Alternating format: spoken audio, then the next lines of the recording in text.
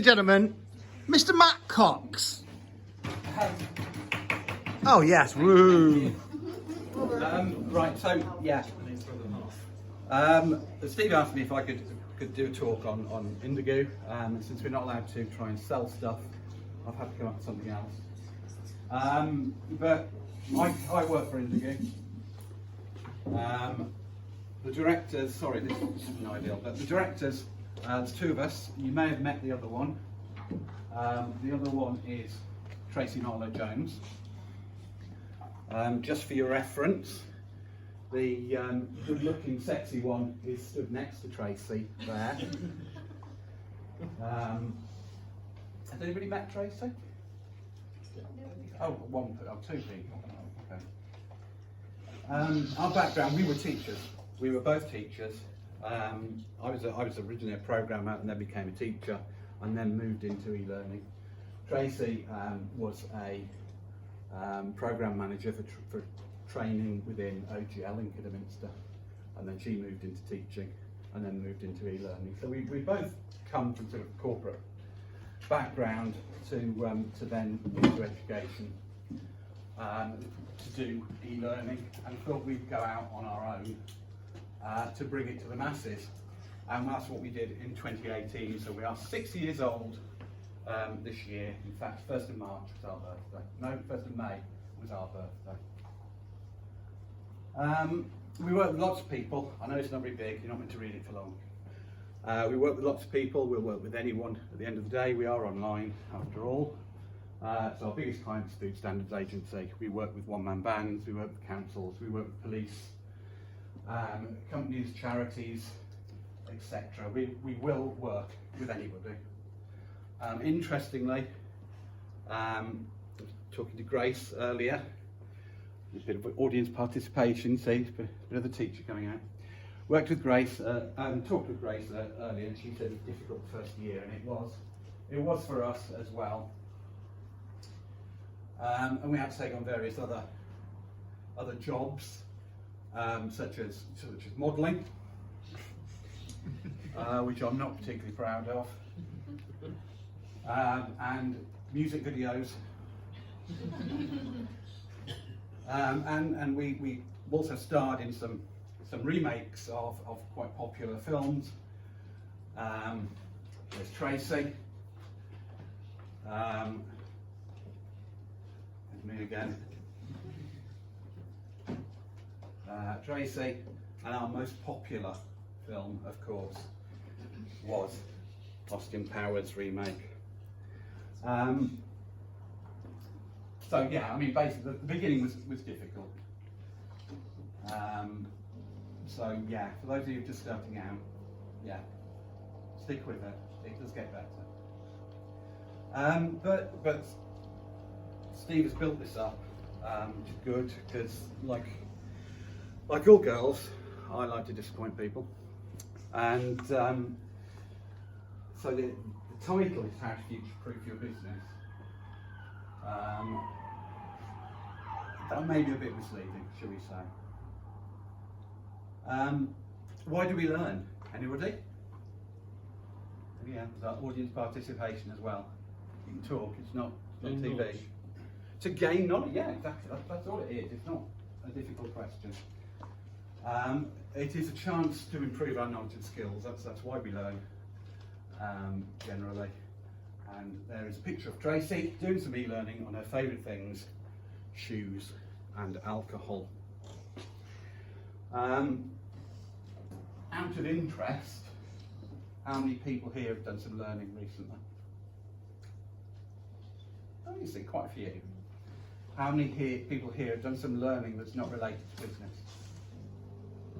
Not as many, but still one or two. That's good. That's good. Generally, the benefits of e-learning are there, and we could just leave it there. But rather than just go over them, I thought it's best to actually give an example. So, there's Nigel. Nigel's 21. Well, he was in 2010. Nigel was 21. He was young, ready to take on the world, fresh out of university, started his own company. By 2020, things had changed. And Nigel looked almost as old as some of the people in this room. And what happened? Well, business happened. At the end of the day, life happened, and the business started getting on top of him. So he came to us and said, what can we do? What can I do? And we said, promote lifelong learning. It's the first thing we said. It's written in stone, as far as we're concerned, because it's one of our philosophies. It's one of the things that we set up to do, is to promote people doing lifelong learning and trying to better themselves. As far as we're concerned, lifelong learning keeps the brain active, improves the quality of life, and of course may improve your career prospects. It doesn't have to.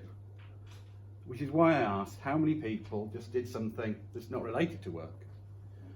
Because a lot of people, as soon as they hear training or learning, they assume it's going to be about work, and it doesn't have to be about work. It can be about anything. I remember after COVID, bumping into someone, and he was explaining what he did during COVID, and he decided to learn how to pick locks. He'd bought a kit from Amazon, he'd watched some YouTube videos, and he could now open a padlock using a set of tools. And he's now gone on to a good career in burglary. No, he hasn't. I mean, his normal stuff is he runs the kiln in Worcester. But he just decided to learn something different at the end of the day. And we also said about accessibility, because old Nigel said to us, I don't want my staff buggering off, and I'm paraphrasing there, I don't want my staff buggering off to do training.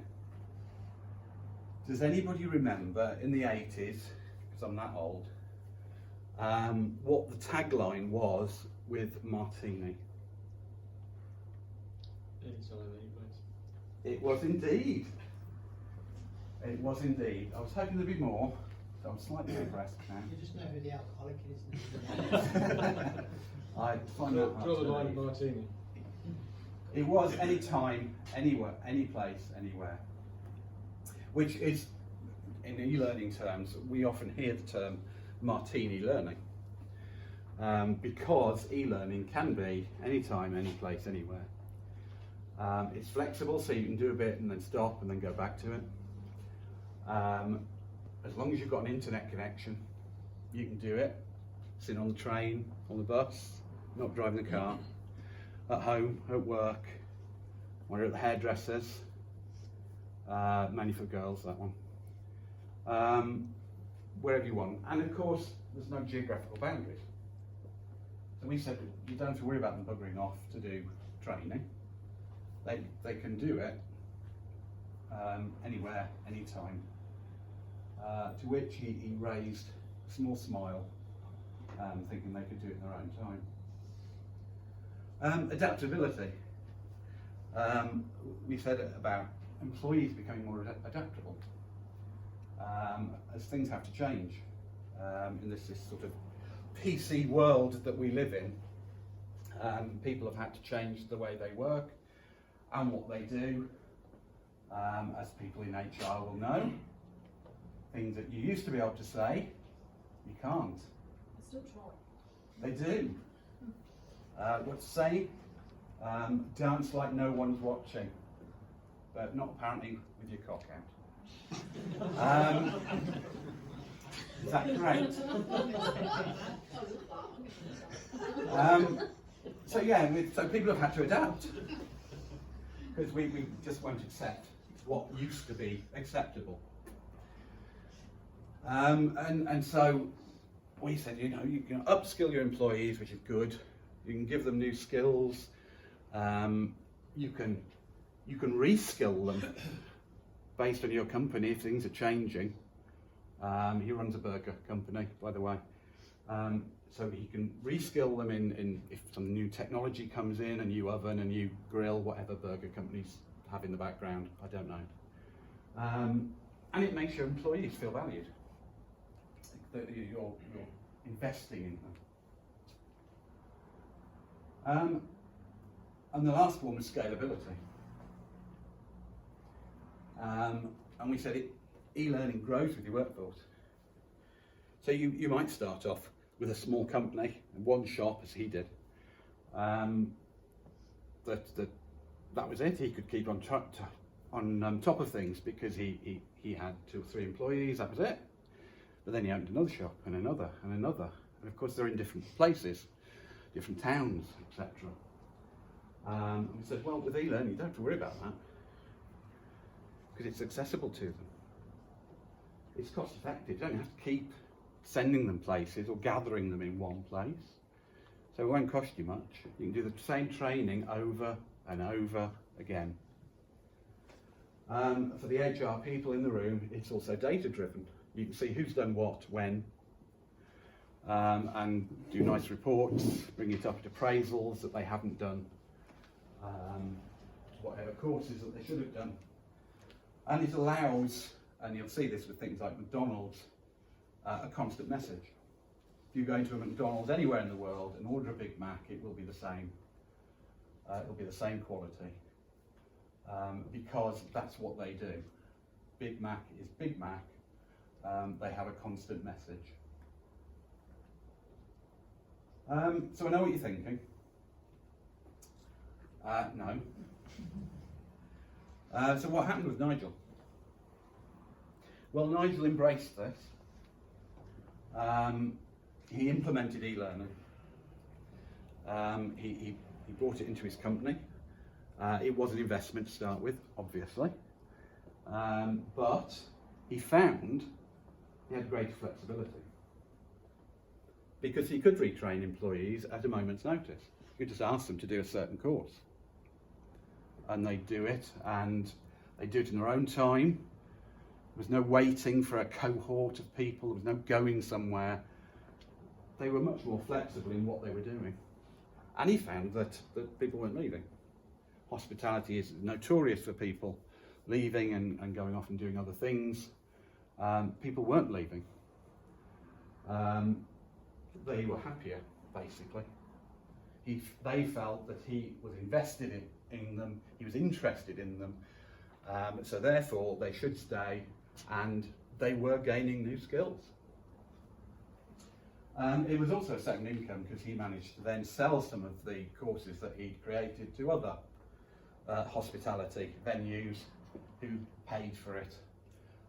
So he got some money out of it in the end as well. So Nigel today looks totally different. That's Nigel now. He's 35, and he's a different person. So, in conclusion, knowledge is knowing a tomato is a fruit. Wisdom is knowing not to put it in a fruit salad. There is another bit to that says philosophy is wondering whether ketchup is a smoothie. But that isn't relevant to you. Basically, you know that your employees are your greatest asset, assuming you've got employees. So, are you wise enough to treat them well? So, in terms of future-proofing, basically investing in your employees by giving them online training. I mean, any sort of training is good, but at least providing them with something they can access when they want, where they want. You can tell them what to do, is helping to future-proof your business. And that's it. Don't know how long that was. 14 minutes. 14 minutes. Not bad.